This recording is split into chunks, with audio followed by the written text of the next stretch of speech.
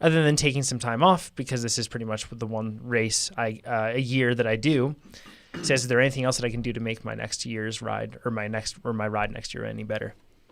So he pointed out a handful of different things, but like kind of the main principle that we want to get at is when you have races that don't go as you plan, which is definitely the case. It's gonna happen. We were talking about it, probably. like Chad, how you were saying that, if you have 10 races, chances are, 5 of those won't go according to plan. Yeah. Yeah. So when you put all your eggs in that single basket, you're setting yourself up as a kind of a pass or fail. I mean, total success or not total failure, but it's kind of goes one way or the other. Mm-hmm. There's not a lot of shades of gray here. Can we talk about maybe why we think he performed bad first and then talk about the mental aspect afterwards? Yeah, because I think that's the process that needs to happen here. Yep.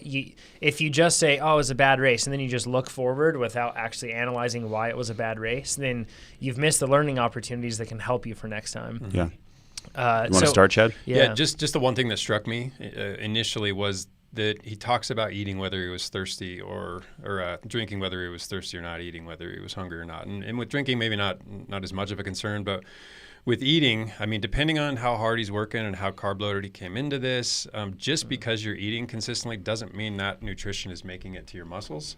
It also doesn't mean it's clearing the gut. So if you're just piling food on food that's just sitting in your gut, further dehydrating your body so the digestion is slowing even more, you're certainly not getting that water out to the muscles where they need it. Oxygen transport is going to suffer as a consequence. Performance is going to tank. On top of it all, you may layer intestinal distress on all of that. So eating just for the sake of eating, I know if you have a plan going into it, maybe it makes sense and you've tested this out. If you haven't tested it out, though, and you're kind of trying to come up with it in a game day scenario, these are the consequences you can suffer. So maybe that was an issue. Maybe. I see a lot of people making that error when they don't have experience at eating enough in races, and they get into a situation where they just forget to eat, and then they don't eat enough, and then they have that problem. Or they eat too much for fear of running out of gas. Yeah, and so I guess that's where I would see that strategy implemented, which is eating just to eat, and you kind of eat by the numbers. That's if you really can't gauge it well otherwise. Yeah, and if you back that up in your training, and for me to work this hard at this intensity and this heat, et cetera, I know I have to ingest this many calories coming in. It's also the type of food. So the math was like around 300 calories an hour. Mm-hmm. I find personally now, like, it was weird. I was bad on SIS gels, and now I like super duper love them. Yeah. But that's much easier for me to absorb than like a bar. Oh, totally. Right, and chew that down. Yeah. I used to be really into bonk breaker bars, but it's just harder to digest. Maybe and I believe intensities. Well, yeah, exactly, at lower intensities. But this is a race. So that's another thing I want to talk about. Is sometimes, like, especially this one, it sounds like his performance was going to be a little bit group dependent because he said he was in a very poor functioning group. Yeah. I've been in 4 poor functioning groups. What happens, you get frustrated, you get to the front, you start pulling harder, right, because you want the group to speed up, and then maybe that makes you more, instead of steady, get more spiky. More surgy. And that's a great way to lead to cramps later on. Oh, yeah. Is to just cook your muscles over and over and over again, trying to organize the group. Especially in an unfamiliar way. I mean, if you train like this and this is the way you ride all the time, it's not outside of your wheelhouse. So you go into it and maybe you can make that work for you. But if it doesn't sound like that's what you trained for, you were expecting a cohesive group so that you guys could sail along at a particular speed, sharing even turns. Yeah. And that's not what happened. No, I find that that's a really tricky thing if you're going into a race like that and that you're depending upon a consistent pace, and unless you're bringing a whole posse with you to make sure that happens, that's kind of a tricky thing because there's too much out of your control. It's rolling the dice. It really is. I find that if it's like a breakaway, sometimes yelling does work or being like, come on, do this. But then if it's like a bigger group and not like the most competitive, like you're off the front, it's almost like positive encouragement. Like, totally. You can do it. Like, take those. Okay, now pull off. Great job. Great pull. Yeah, you have to manage the psychology of the group. You don't want to just get to the front, though, and be like, we need to speed up. Yeah. Hammer it, 400 watts. That is the drop everybody. Group, Everyone slows down. Yeah. I think that, like you said, managing the psychology of the group, somebody has to take that role on many times because the group will not have strong enough leadership. Yeah, and that sounds like this is what was lacking here. If he said a very poor functioning group, obviously no one was willing to take up those reins or didn't have the capability or the experience. And not every group needs a leader. A lot of times it just flows in. gels. Case in point, Cliff Bar Team Camp. There was no leader needed in any of the times we're in That's a a higher group. level of rider, though. Well, obviously. Yeah. But that's what you see though. Generally, with lower level riders, you need that sort of leadership role because people don't know what to do and how to consider everybody else's abilities. Yeah, and you don't have to be a jerk about it. You can be the guy who educates, shows these less experienced riders, here's how this can work better. I remember first racing 10 years ago and people doing that. One local guy, Dan Brown, he was so encouraging, would tell me to do stuff and just would say, good job. And I learned so much from that. And our little groups got so much faster. And I think if you're the person that's taking the initiative to be the leader, what you can do that's of more value than telling everybody what to do is to find out what they can and want to do. And then, finding the best way to work with that if you do have a group like that. Yeah, and the onus doesn't necessarily onus doesn't necessarily fall on your shoulders, anonymous. Yeah, you can just remove yourself from the group if you don't feel like maybe you have the experience or not even the desire to lead this group. Well, extricate yourself from it. Just fall back to the next group, accelerate forward to the group ahead. Your options are there. Yeah, if the group isn't performing like you want to, rather than sticking in it and then hoping that it's somehow going to change or get better, many times you're just much better off finding a different group. I think in this case probably would have been. Hopefully it's possible. Because, you end up riding alone anyway, so why not ride alone a little earlier without having spent your valuable muscle stores and see if you can figure out a better scenario for you. Yeah, it could be hard, though. Yeah. Sure. At 21, you're there's lots of drag on aero drag. There is, yeah, that's for sure. And it's also hard because sometimes you just don't have another group to go with. Like, if a person's listening to this and thinking of the local weekend ride where it's really one group, sure. It's tricky. That can happen. But I think that depending on your goals, if this is your A race, which in this case it was, right? Like this is the big race of the year, and that's a little bit different. You might be willing to make certain sacrifices, but you have to keep in mind the cost, like you said, of pushing so hard early on and cooking yourself. Yeah. You really have to know your limits and be able to stay within them. I guess one thing you touched on before we got into the rearward looking analysis on this is just one A race and having that pressure of that. Mm-hmm. I'm actually putting myself in that situation for the coming year, right? And I'm trying to do as much as I can to mitigate all the different risks or potential risk and kind of bring it into my control, but. That's a huge thing that doesn't just mean that, you have one shot, and if that one shot gets blown, that's it. But it also changes the way that you end up behaving leading up to that race and your training and the race, at least I find.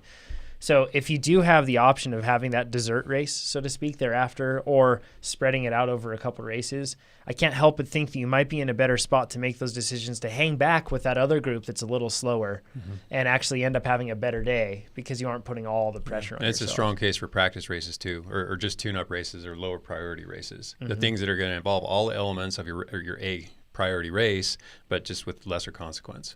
Yeah. So I guess looking forward now. Yeah, so let's just say for some reason you had a bad race. Yeah. It could be any reason. Could be your fault, not your fault. But I've had bad races. You bounce back. Mm-hmm. Yeah, what do you do? I guess, Chad, do you want to start with that? You guys are as adept or as...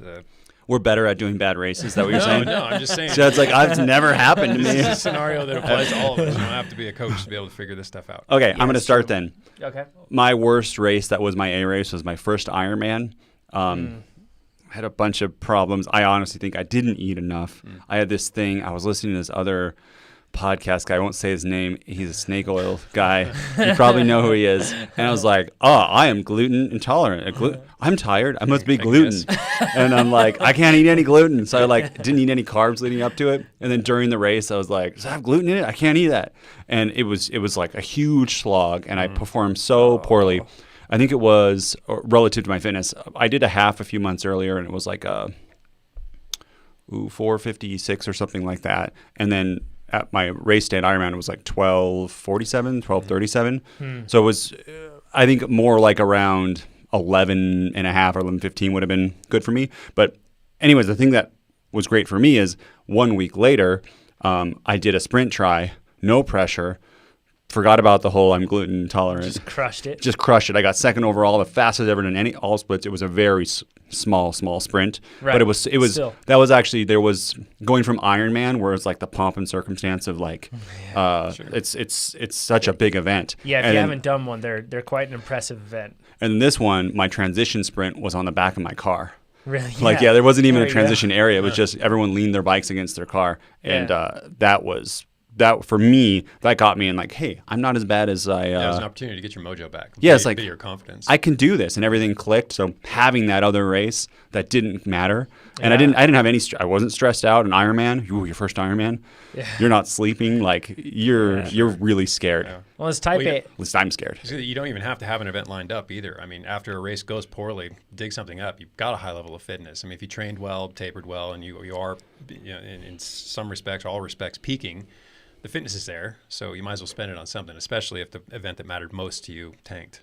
Yeah, I find that we're really good at, and it's a bad thing, but us type A athletes are very good at tying our self-worth into our race results. Like, Well, yeah. that's know, because like- you do all this. You spend all put this so time and much- money. Forms a And- big part of your identity. I mean, Yeah. it's a lot Yes. of personal resources to devote to something that eventually goes poorly. Your it's a downer. performance very much is you, because I mean you've put so much into it, right?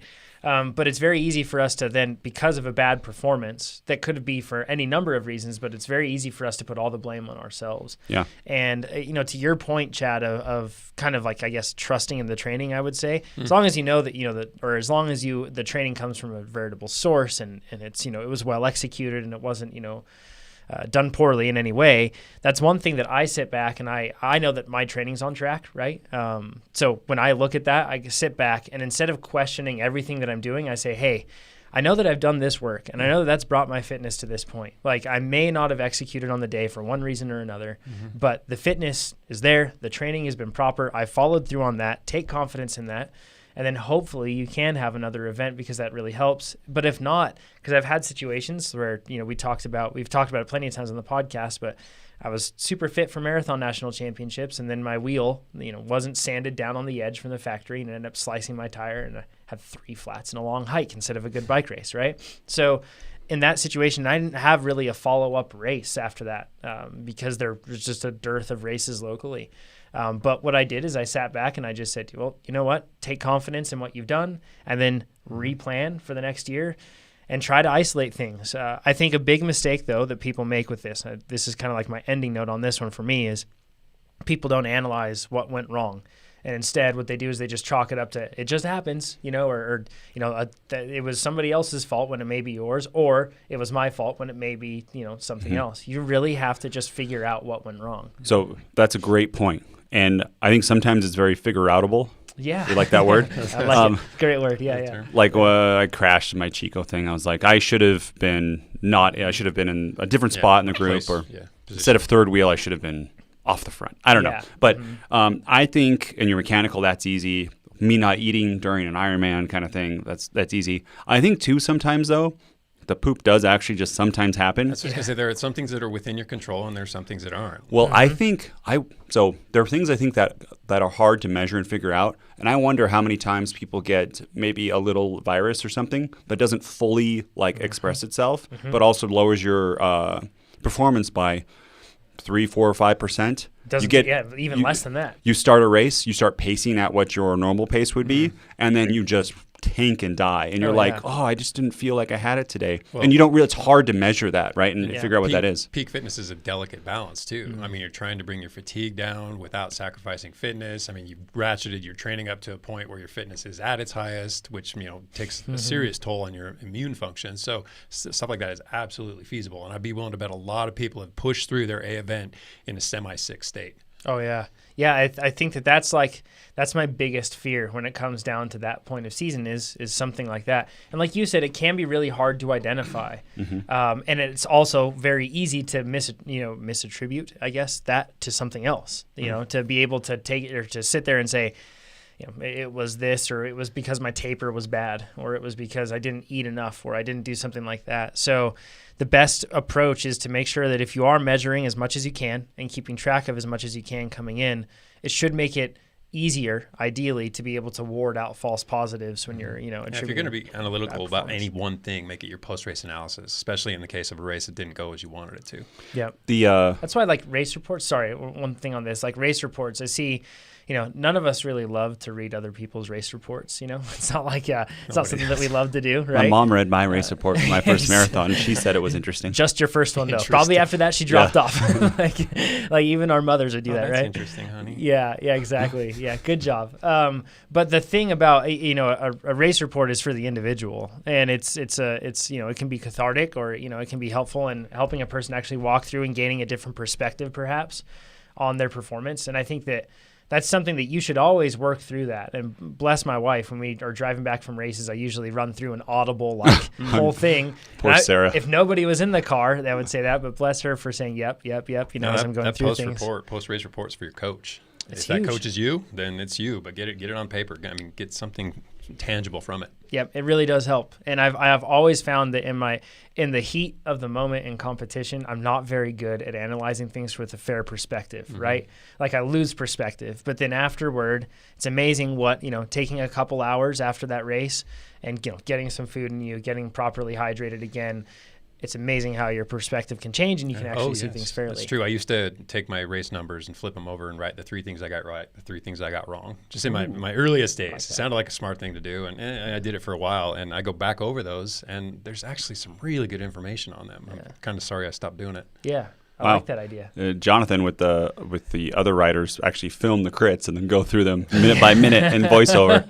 That's even better. Everyone's race. Yeah, exactly. That is thorough. Yeah. One thing I also want to say about the sickness and being a high level of fitness, that marathoners, they actually have like a term called the taper flu, where they load their body up on stress. That lowers their immune system. They actually have some kind of like virus or something in them. Yeah. And then when they start tapering, their immune system is not as suppressed and it starts to fight back. Yeah. And then that's when they get the stuffy nose and feeling sick. And that's really it's not the virus that's like making you have a stuffy nose. It's your immune system that's doing that as it fights the sickness. Yeah, those heavy training loads, your body's teeming with catabolic hormones, and it's not the sort of position you want to be in heading into a very demanding event. Right. Yeah, it's a really tricky balance to run. So yeah, exactly. So I'm just saying it's common that at the beginning of a taper after a really big load that you feel kind of sick. Sure. And then the key point is not to make it you get fully sick, that you just at the beginning of your taper you feel great after a few days, and then you can do your marathon or big race. If you like this video, subscribe to our channel and let us know with a thumbs up down below. If you didn't like us, give us a thumbs down, but let us know what we could do to improve in the comments. Absolutely. And if you want to become a faster cyclist, you should head over to TrainerRoad.com. It works.